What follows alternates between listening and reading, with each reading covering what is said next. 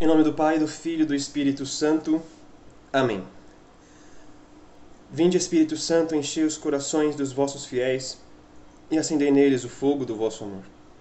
Enviai o vosso Espírito, e tudo será criado, e renovareis a face da terra. Oremos. Ó Deus, que instruíste os corações dos vossos fiéis com a luz do Espírito Santo, fazei com que apreciemos retamente todas as coisas segundo o mesmo Espírito e gozemos sempre da sua consolação por Cristo Senhor nosso. Amém. Em nome do Pai, do Filho e do Espírito Santo. Amém. Olá, pessoal, a paz de Jesus, o amor de Maria, que Deus abençoe vocês. Então, eu quero fazer com vocês, então, essa formação da vida consagrada. E a gente vai fazer o quê? A gente vai pegar um livro, vai pegar a exortação Vita Consecrata do Santo Padre São João Paulo II, do Papa São João Paulo II, para a gente estudar e conhecer o que é uma vida consagrada, o que é uma nova comunidade, através deste documento. Tá bom? Então, como que a gente vai fazer? Eu vou ler esse livro e vou comentando com vocês. Apesar que o livro já está bem claro, bem documentado, e a gente vai fazer as formações, eu vou gravar as formações para vocês, e vamos colocar elas todos os domingos. Então, como nesse dia 7 eu não vou estar aqui para transmitir para vocês, né, pra gente depois chegar e conversar, eu já vou estar deixando ela programada agora. Eu vou gravar hoje e já vou programar ela para vocês terem acesso, tá bom? Para vocês já poderem colocar aí para poder fazer, para vocês terem seus lembretes aí. Então, esse livro vocês podem encontrar em qualquer site, tá? Se vocês quiserem comprar, ter ele físico, mas vocês podem ter ele de graça também, porque ele está disponível no site da Santa Sé, no site do Vaticano. Vocês podem colocar lá Vita Consecrata no Google, que vai aparecer também lá, vaticano.va, Vita Consecrata, tá bom?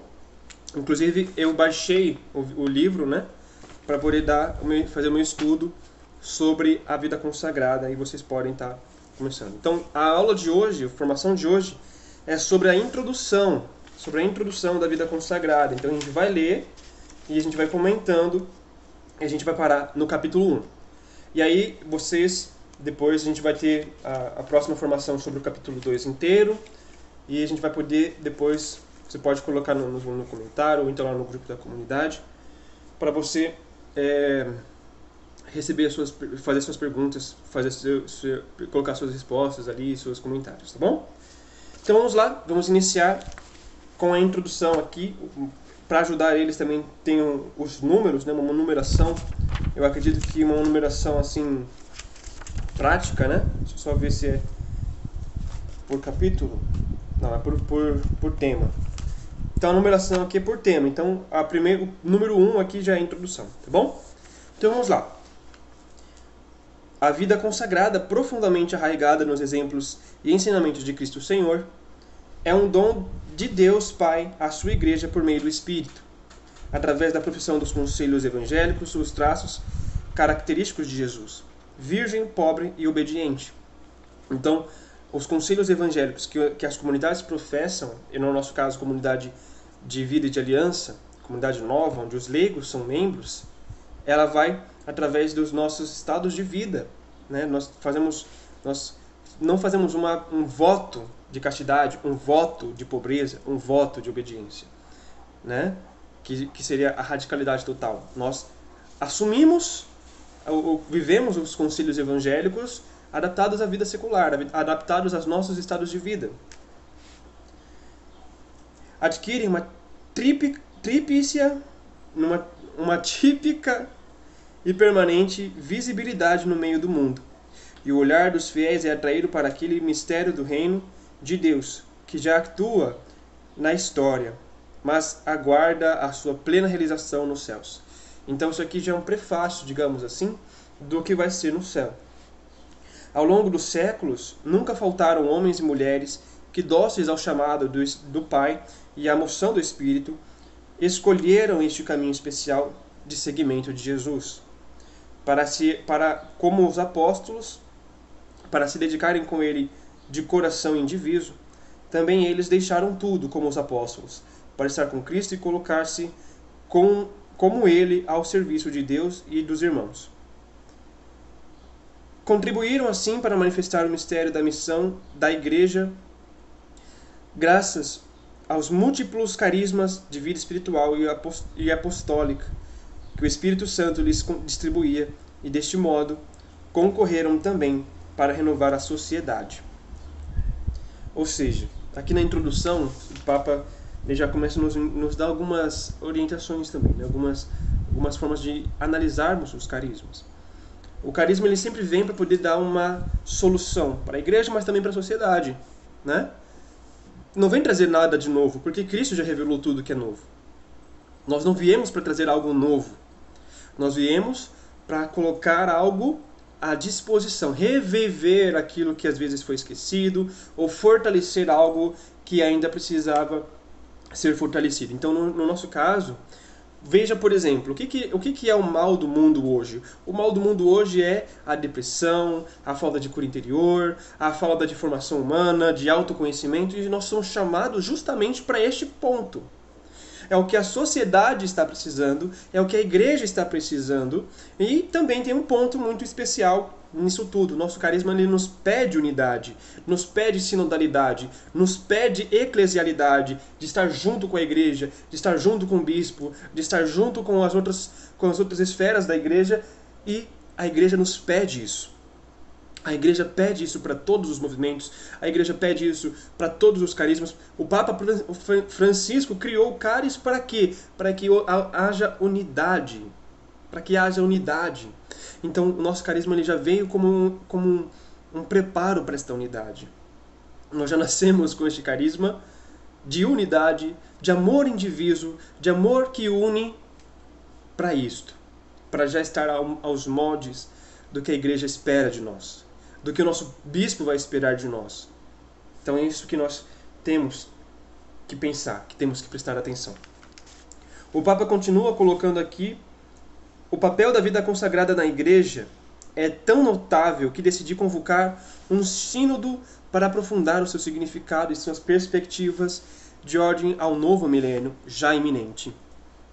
Na Assembleia Sinodal quis que, ao lado dos padres, estivessem também presentes um número considerável de pessoas consagradas, a fim de não faltar sua contribuição para a reflexão comum. Sente como estamos todos a riqueza que constitui para a comunidade eclesial o dom da vida consagrada na variedade de seus carismas e de suas instituições.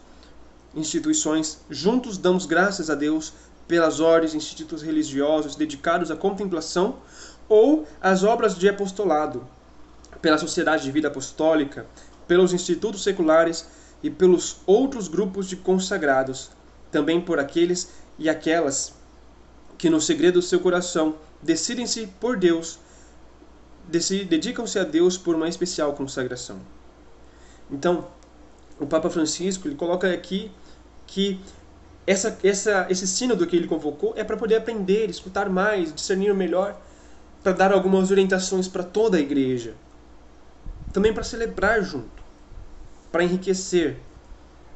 E ele não esquece também das novas comunidades. Ele diz aqui, né, no parágrafo 2, ele diz aqui na outra parte aqui, ele fala: ela estimula e acompanha o avanço da evangelização nas diversas regiões do mundo, onde não apenas são acolhidos com gratidão os institutos vindo de fora, mas constituem-se também novos e com grande variedade de expressões.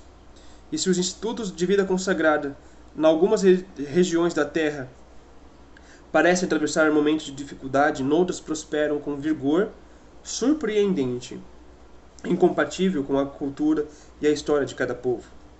E não prospera só dentro da Igreja Católica. Na verdade, a vida consagrada acha-se particularmente viva no monarquismo das igrejas ortodoxas, como rasgo essencial de sua fisionomia.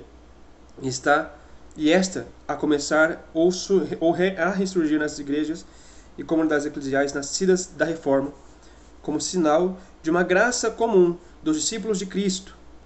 Uma tal constatação serve de estímulo ao ecumenismo, que alimenta o desejo de uma comunhão cada vez mais plena entre os cristãos, para que o mundo creia. Então, veja, a vida consagrada ela surgiu não só dentro da Igreja Católica, apostólica romana, mas também nas igrejas ortodoxas. E é algo interessante a gente perceber, porque a igreja está pedindo também que a gente tenha um trabalho de ecumenismo. Tem um trabalho também de ecumenismo, de unidade, né? Então temos aqui a parte, mais uma parte para a gente estudar, mas antes eu quero conversar com vocês um ponto, tá? Quero falar uma coisa que eu acho que vai ajudar vocês também nessa leitura. É só a introdução que eu vou fazer as leituras, tá? Eu vou pegar a leitura completa. Nas próximas, eu vou estar lendo, nos próximos capítulos, eu vou ler alguns trechos e vou comentar, porque a introdução, por mais que ela seja grande, entre aspas, né, ela é a mais breve de todos. Então, eu vou fazer, aqui eu vou fazer a leitura completa, tá bem? Então vamos lá. O Papa continua. A presença universal da vida consagrada e o caráter evangélico de seu testemunho provam com toda a evidência, caso isso fosse ainda necessário, que ela não é uma realidade isolada e marginal, ou seja, que não é algo à parte da igreja, tá?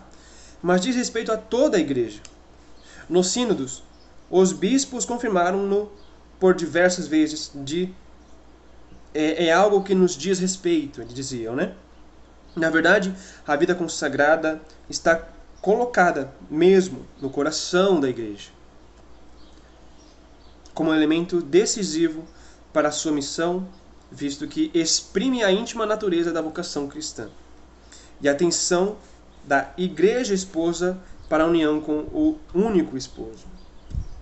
Diversas vezes afirmou-se no sínodo que a função que ajuda e apoia e o apoio exercido pela vida consagrada a igreja não se restringe aos tempos passados, mas continua a ser um dom precioso e necessário, também no tempo presente e para o futuro do povo de Deus, porque pertence intimamente à sua vida, santidade e missão.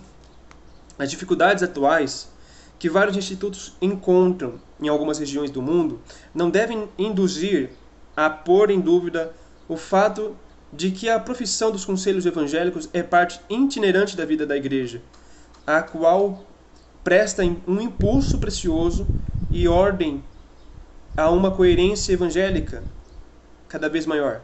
Historicamente, pode haver uma sucessiva variedade de formas, mas não mudará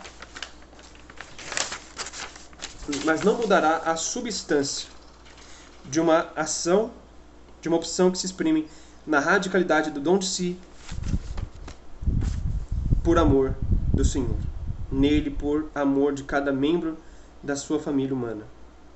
Sobre essa certeza, que animou inúmeras pessoas ao longo dos séculos, o povo cristão continua a esperar, sabendo bem que da ajuda destas almas generosas pode receber um apoio mútuo, muito válido no seu caminho à pátria celestial. Então, para que a gente possa entender o que ele está dizendo aqui. A vida consagrada, os membros que vão ser de comunidade, os membros de vida religiosa, os freiras, monges, né, irmãs, todo mundo, os sacerdotes, todos que são consagrados, né, inclusive as novas comunidades, eles buscam viver uma radicalidade do dom de si mesmo, né, eles exprimem essa radicalidade por amor do Senhor Jesus e por amor daqueles que Jesus ama. Ascendendo ao desejo manifestado pela Assembleia Geral Ordinária do Sínodo dos Bispos, reunida para refletir o tema A Vida Consagrada e a sua missão na Igreja e no mundo, é meu intuito propor nesta exaltação os frutos do itinerário sinodal e manifestar a todos os fiéis, bispos, presbíteros, diáconos, pessoas consagradas e leigos, e ainda a quanto quiserem prestar atenção às maravilhas que o Senhor deseja realizar hoje também através da vida consagrada. Ou seja, não é algo do passado, é atuante ainda, né? Este sínodo, realizado depois dos que foram dedicados aos leigos e aos presbíteros, completa a exposição das peculiaridades características dos vários estados de vida que o Senhor Jesus quis na sua igreja, Na verdade, se o Concílio Vaticano II foi sublinhada a grande realidade da comunhão eclesial, que faz convergir todos os dons e carismas para a construção do corpo de Cristo e para a missão da Igreja no mundo, nesses últimos anos sentiu-se a necessidade de explicar melhor a identidade dos vários estados de vida e a sua vocação e missão específica na Igreja. Então, você que é casado, você que é solteiro, você já tem sua missão, né, sua vocação específica. Né? Ou, por exemplo, hoje eu sou solteiro, mas eu sei que meu chamado vocacional específico, a minha vocação específica é o matrimônio. Mas Deus pode me chamar, né, como está chamando agora, a fundação de uma comunidade e ser consagrado numa comunidade. Né? Que existem muitas pessoas que só fundam, existem muitas pessoas que são chamadas apenas a fundar e depois elas vivem de outro jeito. Né? Mas também tem pessoas que são chamadas por Deus a apenas viver numa comunidade. Então, no nosso carisma, eu sou chamado a fundar e viver neste carisma. Também Deus pode me chamar um dia, quem sabe, a ser um diácono na igreja. São missões que Ele vai nos confiando. E que faz convergir todos os dons e carismas. Então a gente vai pôr o nosso carisma a serviço da igreja. Não é a serviço apenas do nosso grupo, ou da sociedade. Não. Quem é o primeiro lugar onde nós devemos experimentar, expressar o nosso carisma é na igreja. Primeiro, nós temos que vivê-lo, claro. Temos que, como o nosso carisma pede, experimentar, viver e espalhar. Então, o primeiro lugar de espalhar é na igreja. É sendo obediente à igreja. É sendo unido com o que a igreja nos pede. Caminhar junto. Caminhar junto. Nada de divisão. Nada de desobediência. O nosso carisma nos pede a obediência. Porque quem quer unidade tem que estar junto. Quem quer unidade tem que estar obediente aos seus superiores, ao bispo.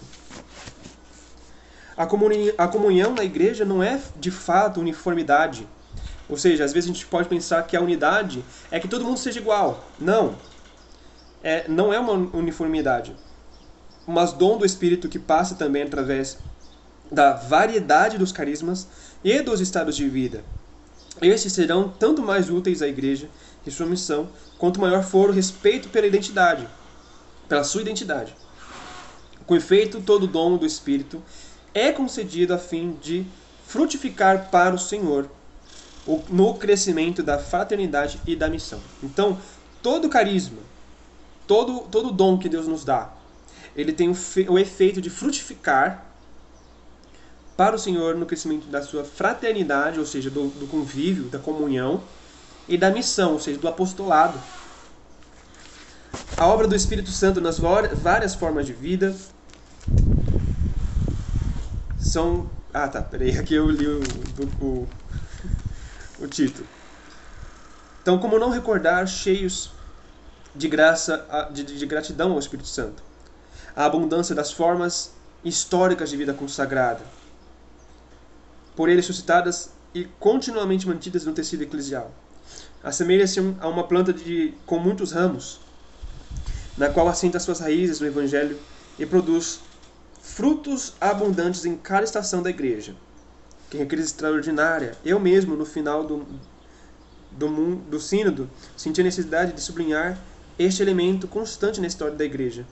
A multidão de fundadores e fundadoras, de santos e santas, que escolheram seguir Cristo na radicalidade do Evangelho e no serviço fraterno, especialmente a favor dos pobres e dos abandonados. Precisamente nesse serviço resulta, com particular evidência, como a vida consagrada manifesta o caráter unitário do mandamento do amor, na sua conexão indivisa entre o amor de Deus e o amor ao próximo. Então, um carisma, para ser autêntico, ele tem que ter esse múltiplo lado. O amor a Deus, o amor ao próximo. Não existe comunidade, e vou repetir de novo, não existe comunidade que só fique no amor a Deus. Mas também temos, por exemplo, para vocês terem uma ideia, existem santos carmelitas de clausura, santos de clausura, monges beneditinos de clausura, Nós podemos pensar, mas eles se dedicam apenas a Deus. Não. Eles rezam pela igreja. Eles estão rezando pela igreja. Então, esse trabalho que eles estão fazendo de rezar pela igreja é amor aos homens. É amor aos irmãos, ao próximo. É o amor a Deus? É amor a Deus. Porque orar é amar a Deus. Mas a essência fundamental para que você possa amar a Deus é você também amar os homens. E amar os homens como a nós mesmos. Então, quando uma carmelita está lá rezando, fazendo as suas diversas orações, que não são poucas, ela não está fazendo somente uma obra para Deus, ela está fazendo uma obra para a igreja. Então, quando Santa Teresa reformou o Carmelo, ela reformou o Carmelo em vista do que a igreja estava passando, que era aquela crise, né, do protestantismo. Então, ela se fechou no Carmelo. Ela se trancou no Carmelo com outras monjas para rezar pelo triunfo da igreja, para que a igreja consiga manter a sua fé, para que a igreja consiga manter a sua doutrina. E é esta a missão dos carmelitas. Então, nós temos que lembrar sempre, nós temos o serviço para com Deus, amor para com Deus, mas também temos que ter o amor para com os irmãos. O Papa também coloca aqui pra gente a vida monástica no Oriente e no Ocidente. Então, desde os primeiros séculos da Igreja, houve alguns homens e mulheres que sentiam chamados a imitar a condição de servo abandonado pelo Verbo encarnado e puseram-se a segui-lo, vivendo de modo específico radical na profissão monástica. As exigências derivadas da participação batismal no ministério pascal de sua morte e ressurreição. Deste modo, fazendo-se portadores da cruz, comprometeram-se a tornar-se portadores do Espírito, homens e mulheres autenticamente espirituais, capazes de, em segredo, fecundar a história com o louvor e a intercessão contínua, com os conselhos ascéticos e as obras de caridade, com a intenção de transfigurar o mundo e a vida enquanto se aguarda a visão definitiva do rosto de Deus.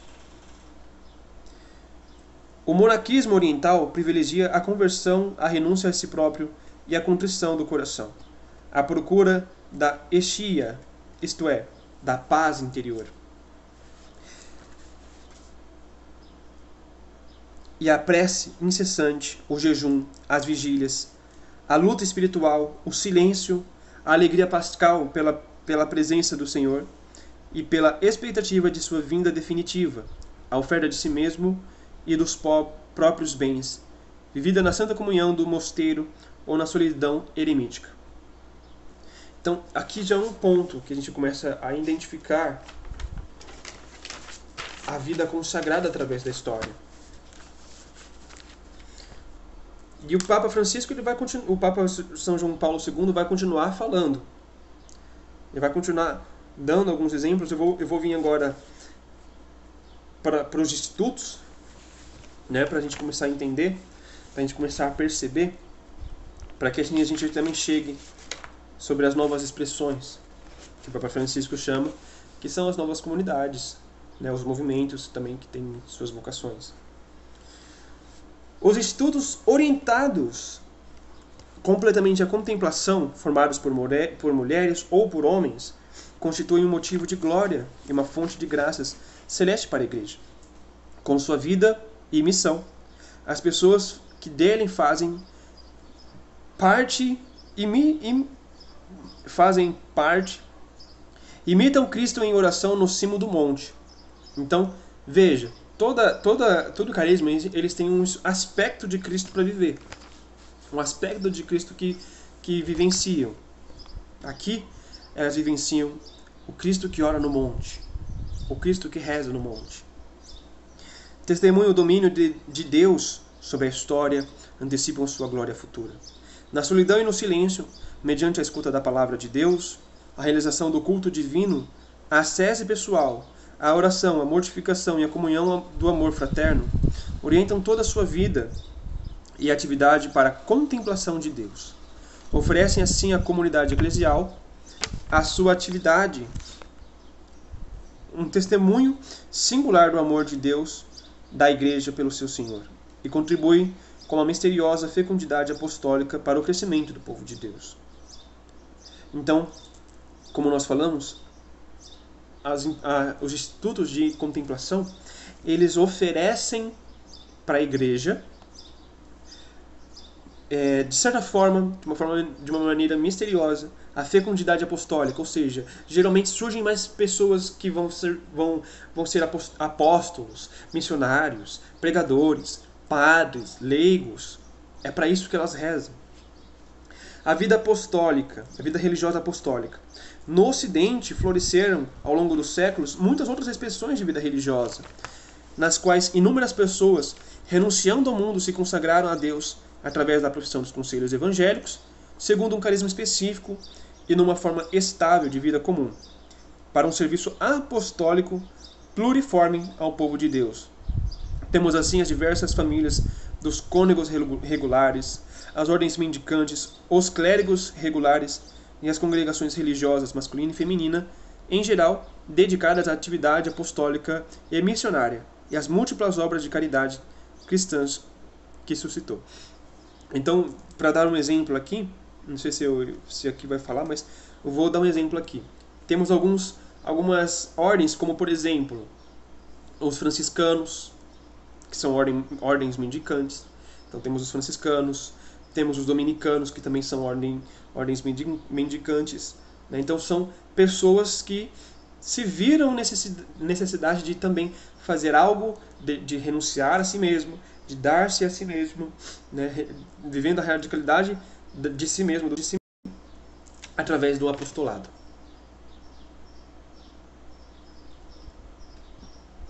Então, agora nós vamos chegar para o próximo ponto.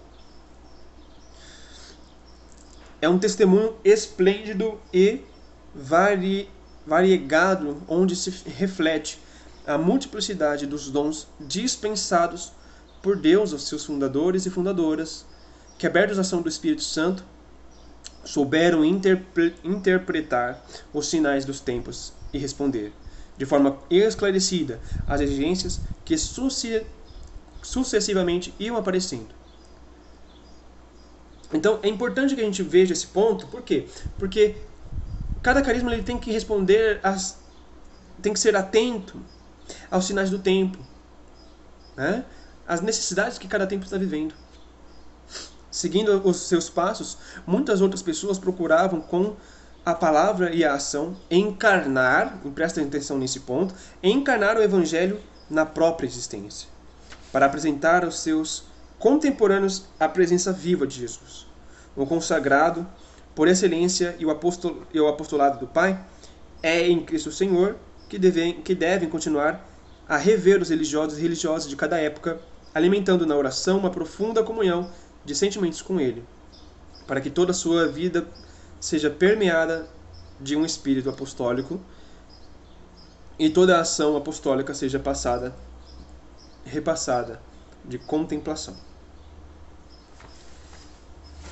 Continuando, então, o nosso institutos, né? Nós vamos agora falar dos institutos seculares, que já é o segundo mais próximo das novas comunidades, das novas expressões. O Espírito Santo, artífice admirável da diversidade de carismas, suscitou nos nossos tempos novas expressões de vida consagrada, com que, desejando corresponder, segundo o desígnio providencial, às novas necessidades que a Igreja encontra hoje no cumprimento de sua missão no mundo. Vem ao pensamento, antes de mais, os institutos seculares, cujos membros pretendem viver a consagração a Deus no mundo, através da profissão dos conselhos evangélicos, no contexto de estruturas temporais, para serem, assim, fermentadas de sabedoria e testemunhas da graça no âmbito da vida cultural, econômica e política. Através da síntese de secularidade e consagração que os caracteriza, eles querem infundir na sociedade as energias novas do reino de Cristo, procurando transfigurar o mundo a partir de dentro, com força das bem-aventuranças.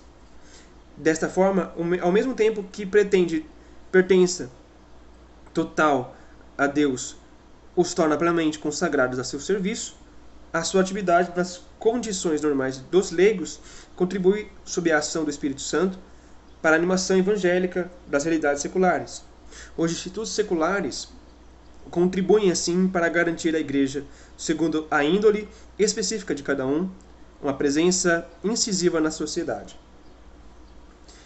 Também realizam uma função preciosa os institutos seculares clericais ou sacerdotes pertencentes ao presbitério diocesano, mesmo que, quando lhes é reconhecida a incardinação no próprio instituto, se consagram a Cristo, através da prática dos conselhos evangélicos segundo um carisma específico.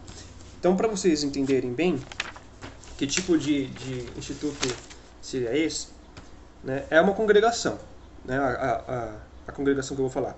Só que temos padres deles que, mesmo sendo consagrados nesse instituto, nessa congregação, eles também se ofertam para a diocese. Por exemplo, os arautos do Evangelho. Eles são um instituto, mais ou menos desse jeito. É um instituto clerical. Tem religiosos, tem freires, mas ele é um instituto clerical. Eu posso estar até falando alguma coisa errada aqui, né? Se tiver algum arauto aí e quiser me corrigir, pode corrigir, tá? Mas eu analisando aqui, eu acredito que tem a ver. Vamos então para os nossos irmãos, que é a Sociedade de Vida Apostólica. Então, merecem, depois de uma especial menção, a Sociedade de Vida Apostólicas, ou de vida comum, masculinas e femininas, que perseguem com seu estilo próprio um específico fim apostólico e missionário. Em muitas delas assumem-se expressamente os conselhos evangélicos, com vínculos sagrados reconhecidos oficialmente pela Igreja. Mesmo neste caso, todavia, a peculiaridade de sua consagração distingue-os as dos institutos religiosos e dos institutos seculares. Há que salvaguardar e promover a especificidade desta forma de vida, que ao longo dos últimos séculos produziu tantos frutos de santidade e de apostolado, especificamente no campo da caridade e da difusão missionária do Evangelho. Então, entre institutos religiosos e seculares, a vida de sociedade apostólica se parece muito mais com as novas comunidades do que a própria nova comunidade com esses institutos, né? Novas expressões de vida consagrada. Então aqui agora ele vai falar um pouco mais sobre o nosso movimento, sobre a nossa era, as novas comunidades, os novos movimentos. A perene juventude da Igreja continua a manifestar-se também hoje, nos últimos decênios, depois do Concílio Ecumênico Vaticano II. Apareceram novas formas ou renovadas de vida consagrada. Em muitos casos, trata-se de institutos semelhantes aos que já existem. Então se parecem muito com os que já existem.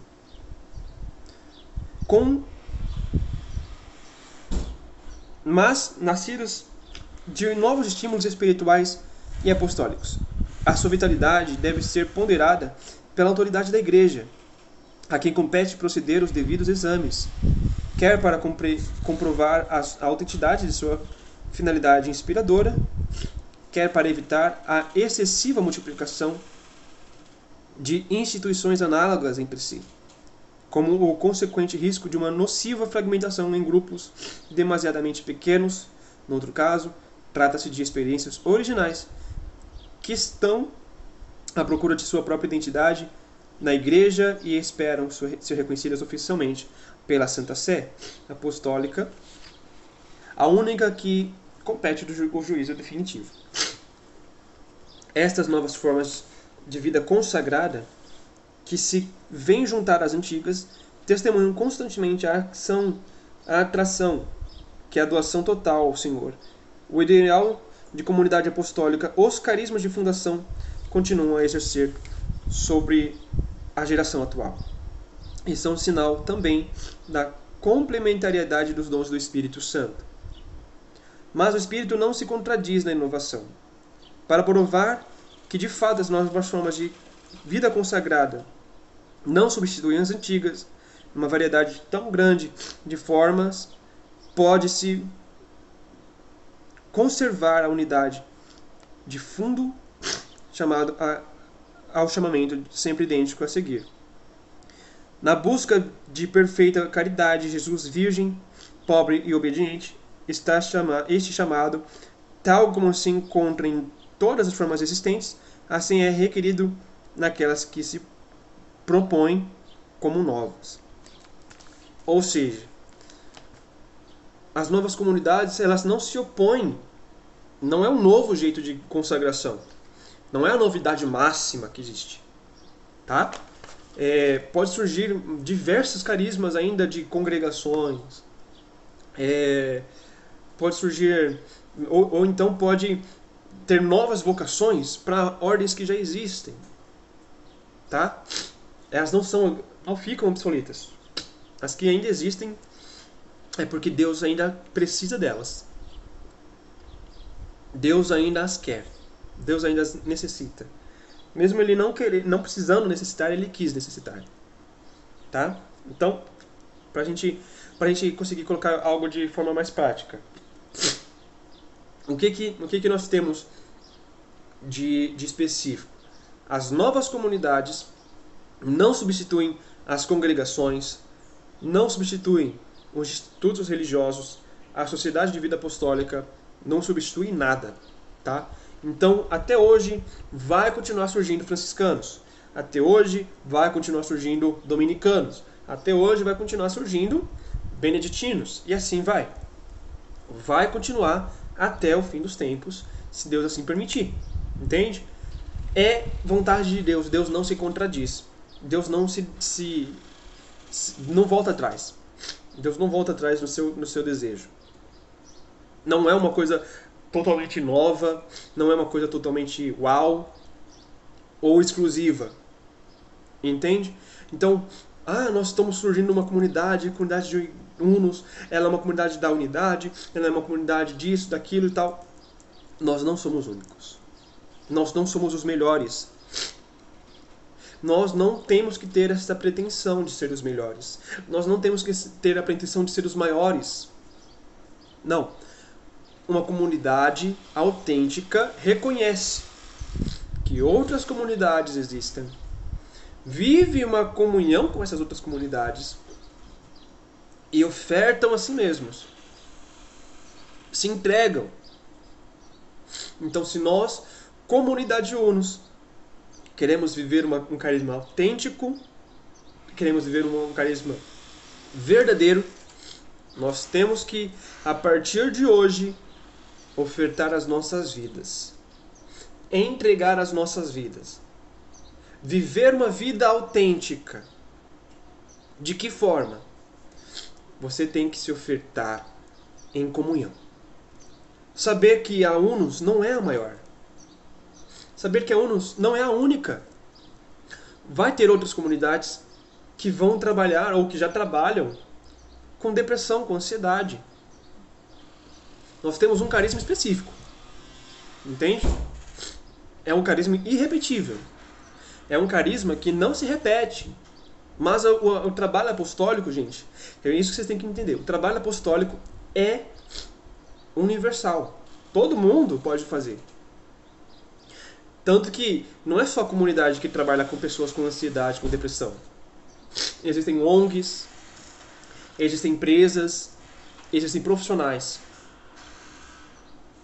Então, vejam, o trabalho apostólico é uma coisa, um carisma específico é outra.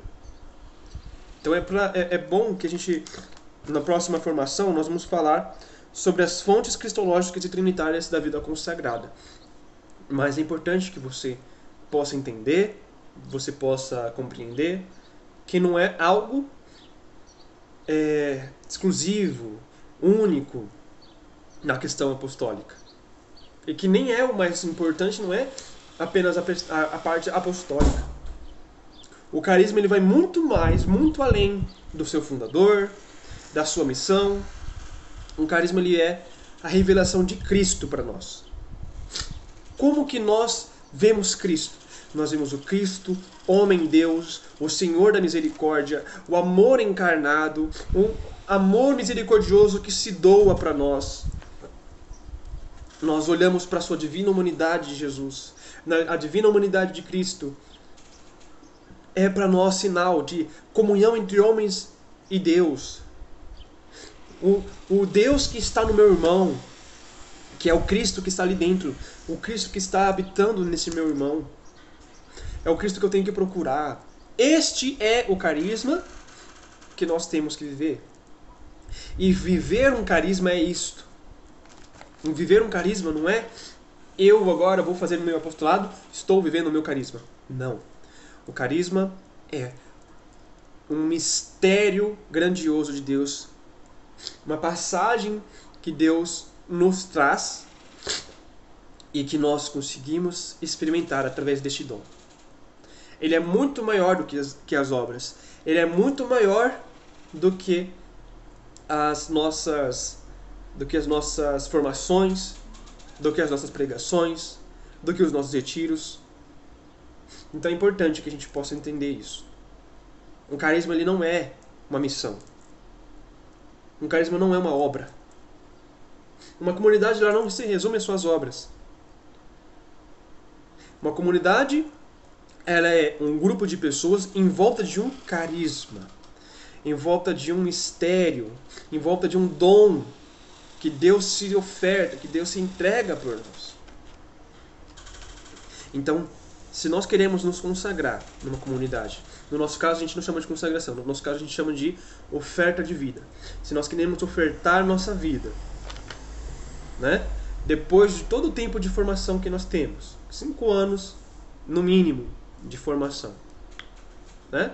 Para que todo esse tempo? Para você ter discernimento se é isso mesmo que você quer, se é isso mesmo que Deus tem para você. Se nós queremos depois deste tempo realmente viver este carisma, realmente buscar um estado de vida, ser santo neste carisma, nós temos que lembrar: uma comunidade não é o seu apostolado. Um carisma não é o apostolado que a comunidade faz. O apostolado reflete o carisma. Tá? É importante, eu acho que isso aqui vai ajudar bastante. O nosso apostolado vai refletir o nosso carisma. A nossa vida de oração, nosso jeito de rezar, reflete o nosso carisma. Nossa espiritualidade, aliás, né? Nossa espiritualidade reflete o nosso carisma. Nossa espiritualidade, nossa vida de oração reflete o carisma. Nossas obras refletem o carisma. Os nossos retiros refletem o carisma. Mas não são o carisma. Mas não são o todo da comunidade. Então, se você quer saber como que é uma comunidade, qual que é o carisma daquela comunidade, olhe para Cristo. O Cristo que a comunidade expressa. O que a comunidade está me dizendo com amai-vos uns aos outros como eu vos amei, que é a nossa passagem fundante, e quando nós falamos do carisma, que é viver, experimentar, viver e espalhar o amor misericordioso de Jesus, homem-Deus. Então, como tarefa, né? Eu vou deixar umas tarefinhas para poder ficar mais, acho que para conseguir compreender melhor. Como tarefa para vocês é: o que este carisma me diz? O que este carisma me passa sobre Jesus? O que ele me faz entender sobre experimentar, viver e espalhar o amor misericordioso de Jesus? Como que ele me mostra Cristo desse jeito? Então essa é a tarefinha, tá bom? Eu acho que talvez fazendo assim fique melhor para vocês. E na próxima aula, na próxima formação, nós falamos sobre as fontes cristológicas de Jesus. Então, se você não baixou o o livro do Vita Consacrata, vai lá no site do Vaticano e baixa, porque vai ser um grande auxílio, porque a partir de agora eu vou pegar só trechos de resumos para a gente conseguir fazer a formação, tá bom? Então, até a próxima, Deus abençoe vocês, vou estar rezando por vocês lá na Canção Nova.